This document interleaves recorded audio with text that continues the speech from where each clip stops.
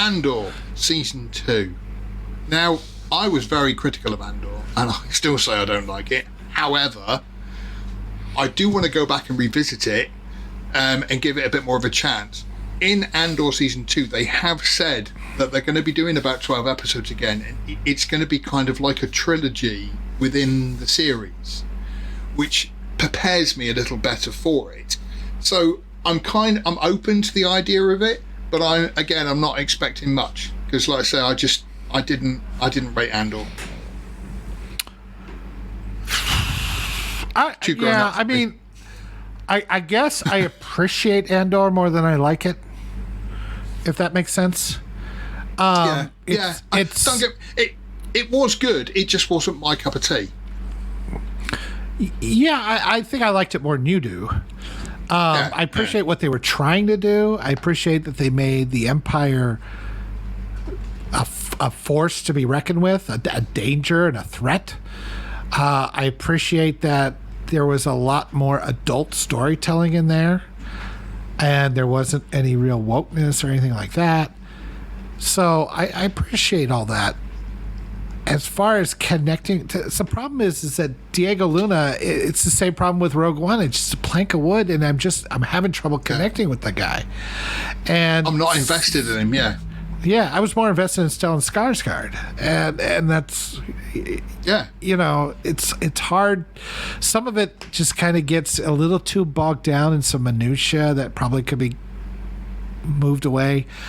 But it's still it's like, it feels like a ground rule double in baseball. It's like you swung for the fences. Not bad.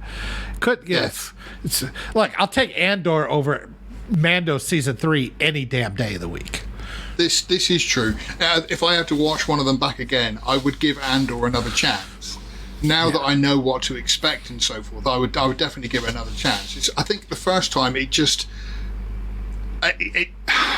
didn't know what to expect. And when you think of how serious Andor was and how grown up it was, and then you compare it to like this last episode of Mando, where it's like, I respect your feelings and blah, blah, blah. And Lizzo's throwing bugs through a hoop. I'm like, oh, God.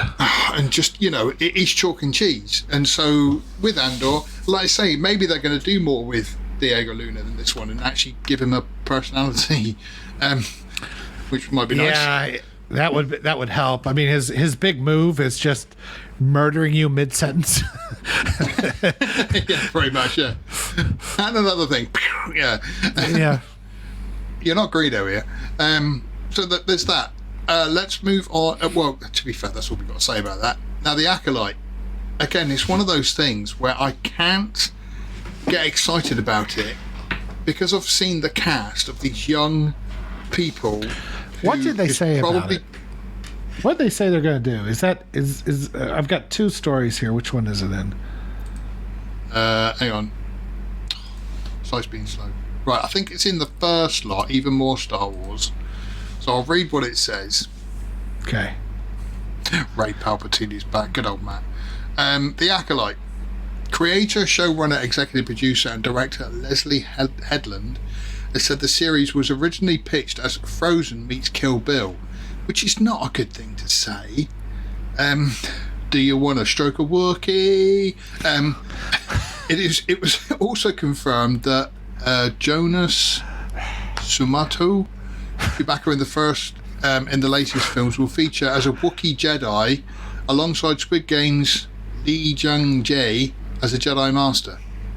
Headland went on to say about George Lucas's inspiration from the old samurai movies and how this is part of the guiding principles. See, that actually does sound interesting. They confirmed that 4 episodes have been completed so far, and Headland spoke about the plot. Quoting, It's about the bad guys it's set between the High Republic and the prequel era with plenty of Jedi. This is where the bad guys are outnumbered and the underdogs.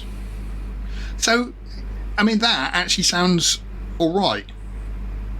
Because, I mean, have you ever seen Hidden Fortress? Akira Kurosawa's Hidden Fortress? I haven't. I'm familiar with it, because of, its place in history, but I haven't sat and watched it yet. It is basically Star Wars. The story is told from two servants who run into a farm boy who helps a princess escape from a dark lord. It's a brilliant movie. Rip off from the best. Yeah, exactly. And I mean, if they did go with this old school samurai stuff of actually sort of, flinging around laser swords and everything else, then I would be quite happy with that. But it's just, again, it's Frozen meets Kill Bill. I just hear the song let it go. Stop, please stop. My eyes are bleeding. Because just shooting fun. Somebody said in the comments, just to read the comments, Frozen meets Kill Bill, so the heroine doesn't have to train brutally for several years to overcome any obstacles except for her own self-limiting behaviour. And it's kind of, that's what Frozen was about. That when you don't get me wrong, Frozen is a fairly good piece of entertainment. The songs are good and stuff, but I mean, again, it's just about a woman who just is great at being a woman. And so again, if that's what the Acolyte's going to be like, I'm confused by them. So I don't know if that Leslie Headland is the one I was talking about last week. And for those of you who didn't hear last week, basically the showrunner was going to do the Acolyte. She got let go. She was given a $5,000 check. Now she's suing Lucasfilm. They didn't have the money to give her. I thought the Acolyte was on the back burner, but now it's being announced. Now we could probably if we had a nickel for every Star Wars project that was announced that never got anywhere, we'd be rich. But I find it odd, and I feel like this whole Star Wars celebration is a lot of throwing shit at the wall and seeing what sticks more than it is actual stuff that's coming out. I wouldn't be surprised if any and all of this gets canceled. Have you seen The American Office? Have you seen like all of the episodes in there? Yeah. One particular episode that came to mind where Michael is telling Dwight and teaching him how to talk, and he's sort of saying, just go out there and say whatever you like because nobody's listening.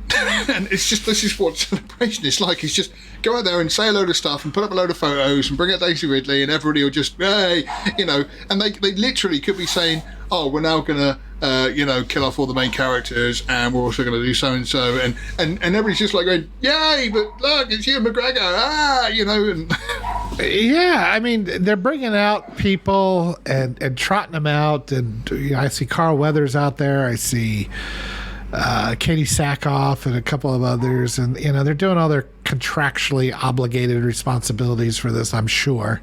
I noticed that Mark Hamill and the rest of them are like, I'm out. Sequels are done. I'm out. So I don't know. But it's funny because somebody said with Daisy Ridley walking out, the crowd went wild. When Kathleen Kennedy came out, there's a great video, and she comes out. There were a few people cheering, but it cuts to the crowd, and there's literally one guy going, just like talking, because he's just like Kathleen Kennedy. But they said if you brought Mark Hamill out, the place would have just erupted, because people still love Mark. They still love Luke, but yet he's been killed off now because I love Luke. No man. Mark Hamill is a lunatic, but I don't know. I'm just kind of confused by this Acolyte thing. I'm going to put my flag in the ground right here. I'm going to say the Acolyte is not going to get made. I'm going to say it's bullshit. So you could mark this date. Like I say, you can't. Like I say, that the amount of times they've announced stuff. Like I say with Ryan Johnson, I bet he still sat by the phone, sort of like, oh, hello? Oh, is that Kathleen? No, I don't want to make money on savings on long-distance calls. No. Okay, thanks. Okay, bye. Yeah. And just with him. What's that? Bunny, rabbit, thumbs up, Spock. Oh, Easter, happy Easter for Star Trek fans. Oh, I like that, Sally. Well done, thank you. You're quite clever. Glad you figured out those hieroglyphics. I needed a Rosetta Stone. Thank you for watching this excerpt from Outpost Frequencies. Tune in live every Sunday at noon Central Time or 6 o'clock UK time. And also, remember to come to lastmovieoutpost.com for all your latest in movie news, streaming news, and everything cool about film. We are the cool news now. Thank you for watching, and we'll see you on the next stream.